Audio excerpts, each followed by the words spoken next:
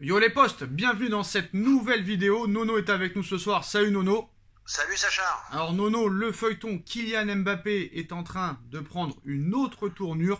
De nouveaux épisodes aujourd'hui se sont passés. On veut ton avis Nono et on débattra sur ce sujet. D'abord les informations Nono avant d'écouter ton avis. Le dialogue existe toujours entre le PSG et Kylian Mbappé pour un nouveau contrat de courte durée assorti d'un salaire qui ferait de lui le joueur le mieux payé de l'effectif. Bon ça, on le savait déjà. Il y a encore un fort pressing à l'heure actuelle du PSG et en coulisses pour tenter de convaincre Kylian Mbappé de rester. Depuis mardi soir, Nono, des émissaires de QSI sont à Paris et même depuis le Qatar, on tente tout le possible pour le convaincre par l'affect. Toutes les offres possibles ont déjà été formulées par le club depuis maintenant plusieurs mois. Donc quand un joueur dit non, non, non, non, non, il faut trouver d'autres solutions. Doha, QSI, Le Prince ne veulent pas s'arrêter là. QSI souhaite que Kylian Mbappé soit encore présent sous les couleurs du Paris Saint-Germain pour la Coupe du Monde 2022 au Qatar au minimum. Paris tente toujours de le convaincre de signer une prolongation de courte durée, de 2 ans. Ça c'est une information Abdelaboulma, RMC Sport. Maintenant le Parisien nous dit: les discussions entre le Paris Saint-Germain et Kylian Mbappé s'intensifient et existent encore. Mais Paris n'a pas toujours réussi à bien le convaincre. Nasser Al-Khelaifi et Leonardo n'ont pas été très forts d'après le Parisien. Ils ont fait jouer leur réseau, mais ça n'a pas suffi en l'état. Le club semblait vouloir y croire, mais voilà, Nasser et Leonardo ne faisaient pas tout aux yeux du prince pour faire tout ce qu'il faut. Alors, il y a quelques jours encore, Kylian Mbappé n'était pas prêt à prolonger au Paris Saint-Germain, même pour une courte durée, à savoir une saison ou deux maximum. En l'état, il a déjà repoussé beaucoup d'offres. Seulement, en plus de ça, 2 offres de contrat qui dépassaient les 40 millions d'euros. On parlait même d'un salaire net de 45 millions d'euros net par an qu'il aurait refusé il y a plusieurs semaines.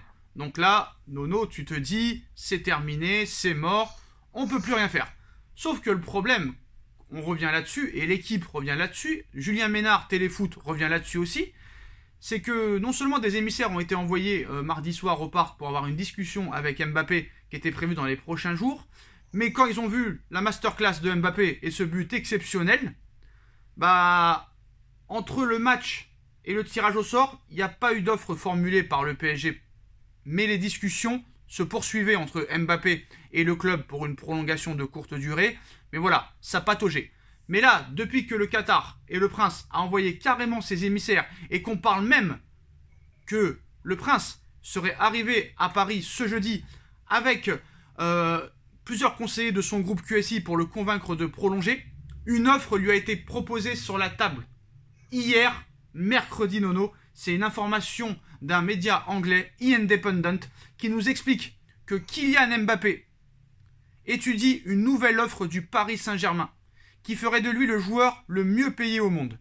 Le Paris Saint-Germain propose à Mbappé un salaire de 1 million d'euros net par semaine, Nono. Et je finis qu'une réunion a eu lieu ce mercredi soir entre le Paris Saint-Germain et une partie de l'entourage de Kylian Mbappé, toujours selon Independent. Lors de cette réunion, la stagnation du Real par rapport au PSG a été remarquée. Le Real n'est plus aussi, positif qu'il y a quelques mois ou quelques semaines, écrit exactement le média.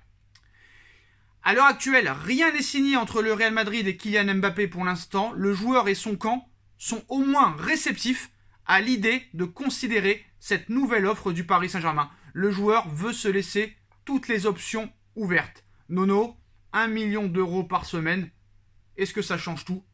Est-ce que c'est honnêtement refusable? Surtout quand réellement le mercato qui a été fait et le mercato qui va être fait cet été, parce que Di Maria sur le départ, Icardi peut-être vendu, Neymar pas fiable à 100% avec les blessures, Messi très présent en sélection et peu avec le PSG, et là aussi des problèmes physiques et des problèmes d'adaptation, mais ça en ferait de lui aussi le joueur le mieux payé au monde, le footballeur le mieux payé au monde. Est-ce que ça change tout, honnêtement? Eh ben là, je vais te dire, tout dépend de la double confrontation. Bon, là, ils sont passés à l'étage supérieur, l'émir se déplace, Donc là, c'est vraiment, c'est au sommet que ça va se jouer.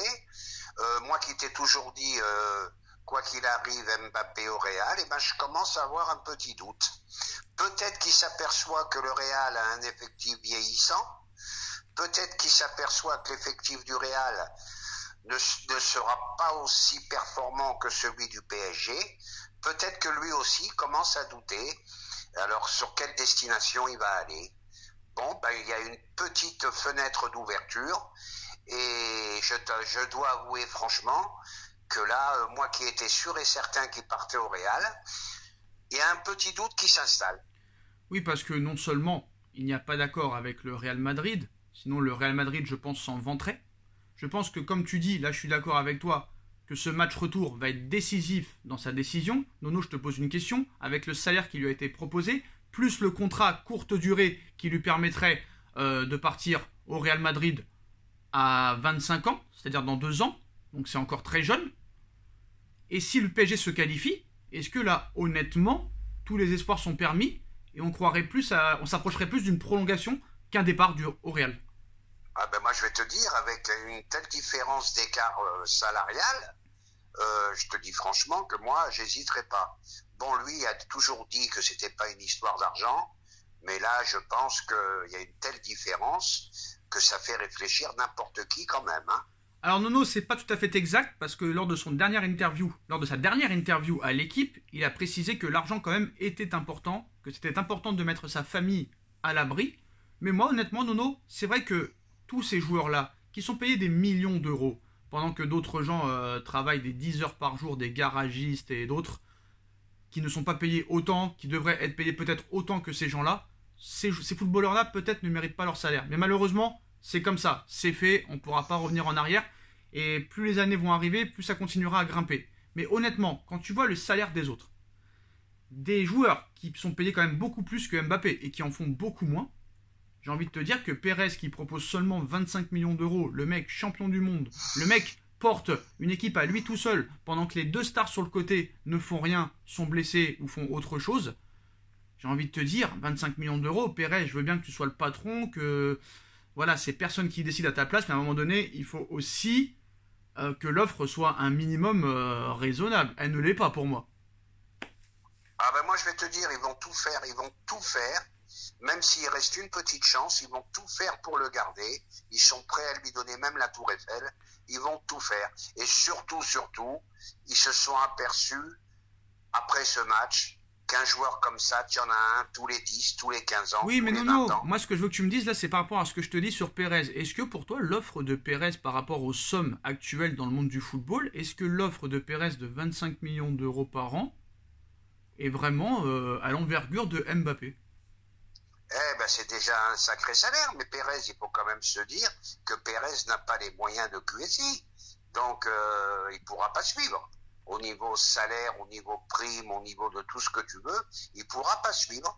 Donc, si ça trotte dans sa tête cette différence salariale, eh ben un doute s'installe et puis il y a un doute aussi au niveau sportif, hein. Je suis désolé, Les deux se mélangent, hein. Je suis désolé, Nono, quand Benzema touche 750 ou 800 000 euros par mois, quand Ronaldo touchait plus de 1,5 million ou 1,8 million par mois, pourquoi il ne pourrait pas les donner à Kylian Mbappé qui sera sa future star pour les 6 prochaines années? Tu ne peux pas donner 25 millions à Mbappé quand il en touche 20 au PSG, c'est pas possible. Oui, mais je crois qu'il lui avait promis une prime à la signature extravagante, hein. Donc ça équilibre un peu les comptes, hein. Parce qu'il y en a qui osent être économistes et nous dire que quand Mbappé signe un contrat au Real, par exemple, s'il signe, bah, le salaire augmentera d'année en année. Ce n'est pas vrai. S'il signe le contrat de 6 ans, certes, il aura peut-être des primes au but, aux passes décisives, à la victoire en Ligue des Champions ou en Liga, mais le salaire restera 25 millions d'euros par an. Donc à un moment donné, ce n'est pas vrai, c'est pas concevable. Ah ben Sacha, peut-être qu'ils ont fait comme Paris pour Messi, 30 millions la première année, 40 la deuxième, 40 la troisième. Ah, mais... Peut-être qu'ils lui ont proposé ça. Oui, mais pour l'instant, c'est pas l'offre qui est mise par la presse, je veux dire. Ah, ça, je suis pas dans le secret des dieux, on peut pas savoir. Donc maintenant, Nono, on sait que le Qatar est prêt à tout, et d'après aussi les informations du média anglais Independent, là je veux ton avis aussi là-dessus, il n'y a pas aux yeux du Paris Saint-Germain, un remplaçant idéal, un remplaçant au calibre et à l'envergure de Kylian Mbappé, même s'il est remplacé?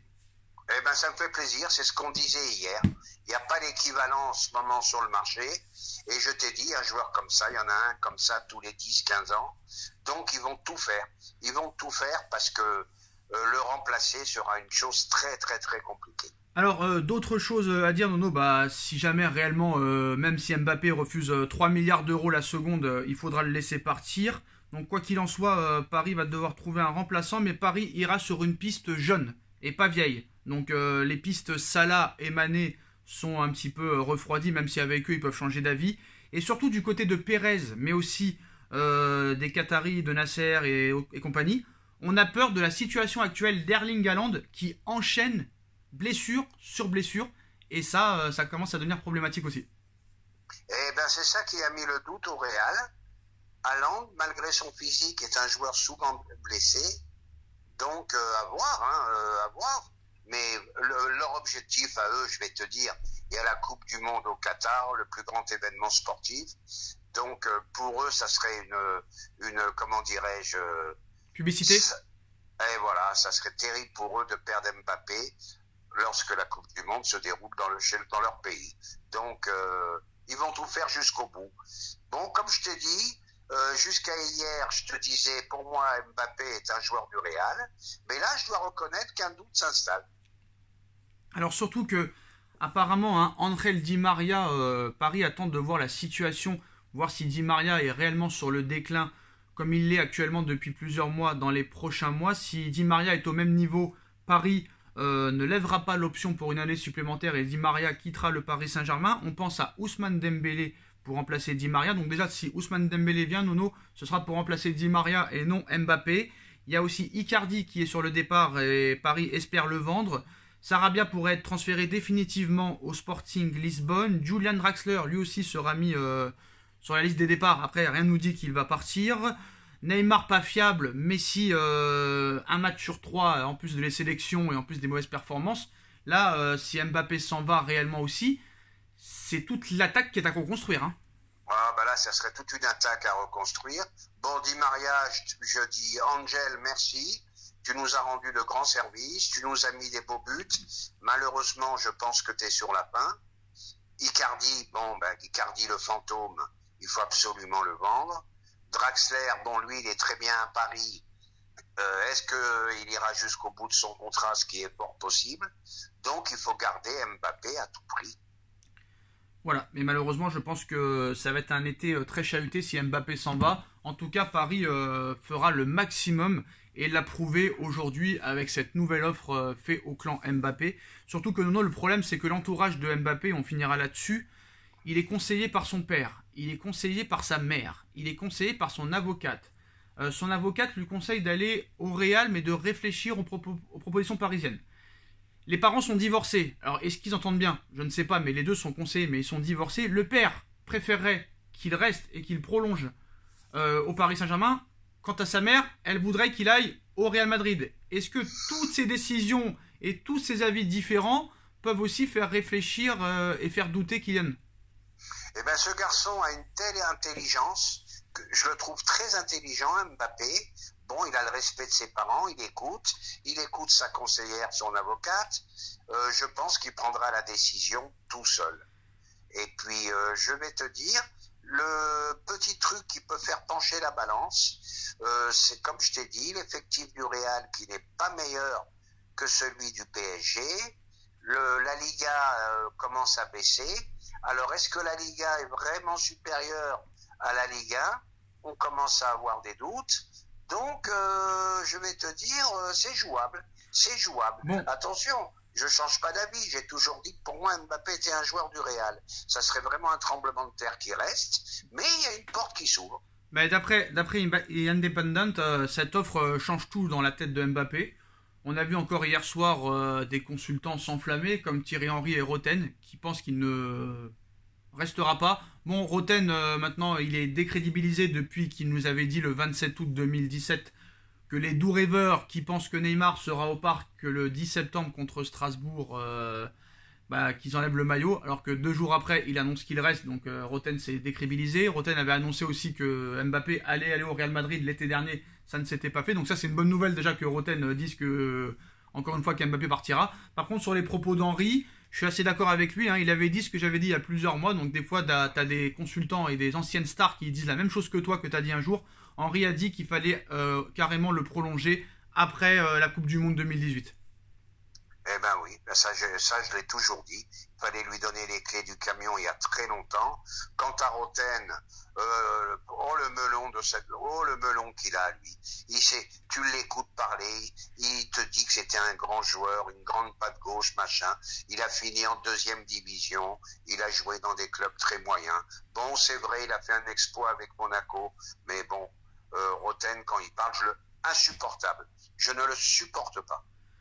Et ben voilà, donc les postos, s'il y a d'autres informations, on viendra vous tenir au courant. En tout cas, dites-nous en commentaire ce que vous en pensez. On like, on partage, on commente, on s'abonne. Merci à tous d'avoir été présents. On se retrouve très vite pour une nouvelle vidéo. Salut à tous, salut Nono. Tchuss. Salut Sacha.